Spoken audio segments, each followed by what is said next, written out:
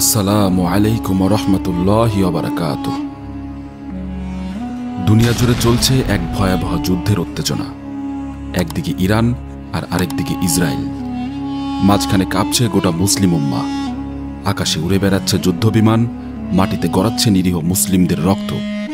কিন্তু প্রশ্ন হচ্ছে, এটা কি শুধুই একটি যুদ্ধ, নাকি এটা সেই ঝড় যা আগে থেকেই ঘোষণা করে গেছেন আমাদের প্রিয় নবী হযরত মুহাম্মদ সাল্লাল্লাহু আলাইহি ওয়াসাল্লাম? মধ্যপ্রাচ্যে বর্তমানে সবচেয়ে উত্তপ্ত খবর হল ইরান বনাম ইসরায়েলের মধ্যে একটি বড়সড় পারমাণবিক যুদ্ধের সম্ভাবনা। ফিলিস্তিনের গাজা উপত্যকায় ইসরায়েলের বর্বরোচিত গণহত্যা, যেখানে তাদের হামলার মূল লক্ষ্যবস্তুই হল নিরীহ নিরস্ত্র মুসলিম জনগোষ্ঠী।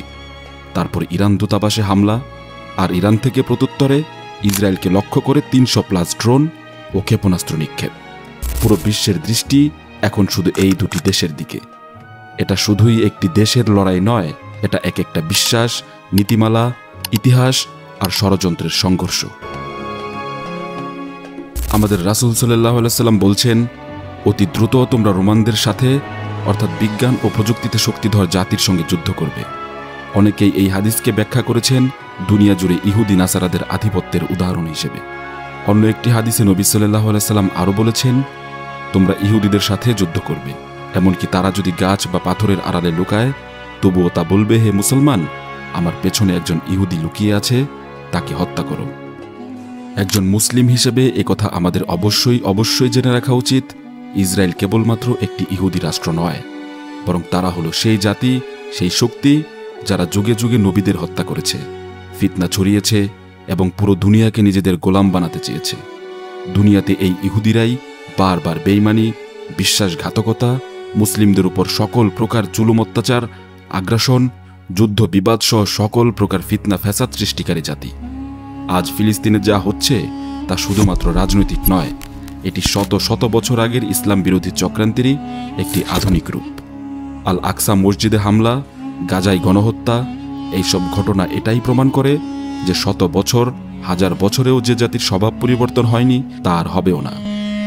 কুরআনে এ ব্যাপারে আল্লাহ তাআলা বলেন, তুমি অবশ্যই দেখতে পাবে মুসলমানদের প্রতি সবচেয়ে তীব্র শত্রুতা করে তারা যারা নিজেদেরকে ইহুদি বলে পরিচয় দেয়। এই আয়াত আমাদেরকে চোখে আঙুল দিয়ে দেখিয়ে দেয় মুসলিমদের প্রকৃত শত্রু কারা। ইতিহাসে যেমন তারা একাধিকবার বিশ্বাসঘাতকতা করেছে, আজও তারা ইসলাম ও মুসলিম জাতির বিরুদ্ধে গভীর ষড়যন্ত্র করে যাচ্ছে। এখন প্রশ্ন হচ্ছে, আমরা কি পারবো এই যুদ্ধ থামাতে?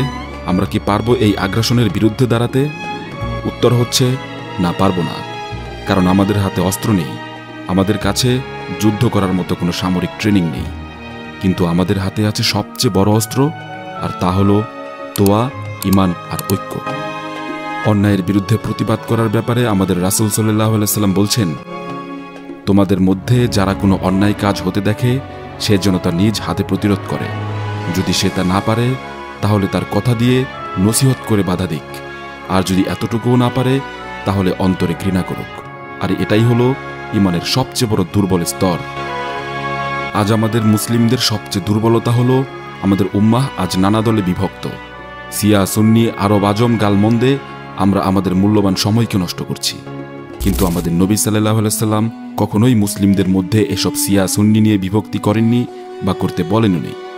অথচ আমাদের শত্রুদের দিকে যদি একবার লক্ষ্য করেন, তাহলে দেখবেন তারা কিন্তু একজোট হয়েই আমাদের বিরুদ্ধে লড়াই করছে, ষড়যন্ত্র করছে। তাদের ভেতরে কোনো প্রকার বিভেদ নেই, তারা আজ একজোট হয়ে মুসলিমদের জন্য এক প্রকার ক্যান্সারে রূপান্তরিত হয়েছে, যে ব্যাপারটা মুসলিম উম্মার জন্য খুবই হতাশাজনক। তাই আমরা যদি এখনও না জাগি, তবে একে একে পুরো মুসলিম দুনিয়ায় গাজায় পরিণত হতে খুব বেশি হয়তো সময় লাগবে না। এই যুদ্ধ শুধু বোমা আর গুলির নয়, এই যুদ্ধ সত্য আর মিথ্যার, এই যুদ্ধ ঈমান আর কুফরের। যুদ্ধ কবে হবে, কোথায় হবে, তা আল্লাহ ভালো জানেন। কিন্তু আমাদের প্রস্তুত থাকতে হবে, আমাদের ঈমান নিয়ে, আমাদের দ্বীন নিয়ে, আমাদের ঐক্য নিয়ে। যদি উম্মাহ একবার জেগে ওঠে, তবে দুশমন যতই শক্তিশালী হোক না কেন, তারা টিকে থাকতে পারবে না ইনশাআল্লাহ। আল্লাহ যেন মুসলিম উম্মাহকে হেদায়েত দেন, আমাদের মাঝে ঐক্য ফিরিয়ে দেন, আর আমাদের ভাইদের রক্ত যেন বৃথা না যায়। এই দোয়া নিয়েই শেষ করছি। ইয়া আল্লাহ, উম্মাহকে রক্ষা করুন। গাজা, ফিলিস্তিন, ইয়েমেন, কাশ্মীর, সিরিয়া, প্রতিটি নিপীড়িত মুসলিমদের পাশে থাকুন। আমিন।